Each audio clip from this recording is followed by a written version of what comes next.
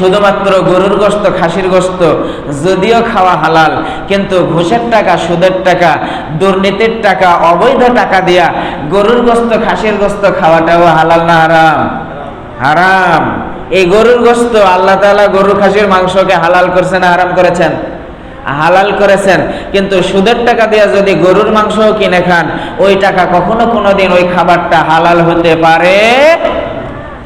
একজন শ্রমিক শ্রম দিয়ে যে রোজগার করে, আল্লাহ এবং রাসূল সাল্লাল্লাহু আলাইহি ওয়াসাল্লামের আদর্শ মোতাবেক পরিপূর্ণ কাজ সম্পন্ন করার পরে যেই পরিমাণে পারিশ্রমিক বাড়িতে নিয়ে আসে, বিশ্ব নবী সাল্লাল্লাহু আলাইহি ওয়াসাল্লাম বললেন, আবু দাউদ শরীফের 3536 নম্বর হাদিসের ভিতরে জানালেন যে এই যে শ্রম, এই যে পারিশ্রমিক নিয়ে আসলেন, এই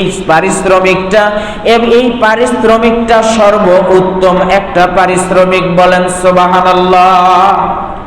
যারা টেবিলের উপর দিয়ে খায়, টেবিলের নিচ দিয়ে খায়, আবার হ্যান্ডশিপের মধ্যে দিয়ে খায়, মুসাফার মধ্যে দিয়ে খায়, দিনের বেলা খায়, রাত্রে বেলা খায়, অন্ধকারে ঘরের মধ্যেও আবার খায়।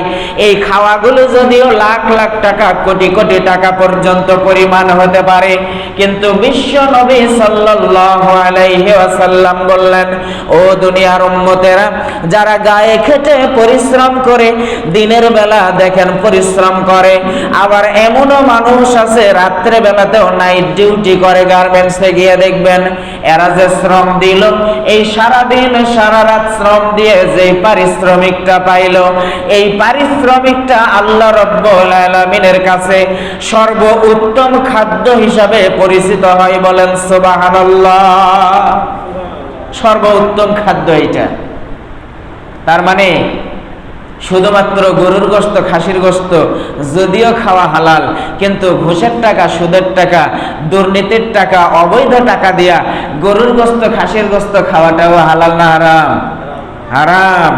এই গরুর গোশত আল্লাহ তাআলা গরু খাসির মাংসকে হালাল করেছেন, হারাম করেছেন? হালাল করেছেন। কিন্তু সুদের টাকা দিয়া যদি গরুর মাংস কিনে খান, ওই টাকা কখনো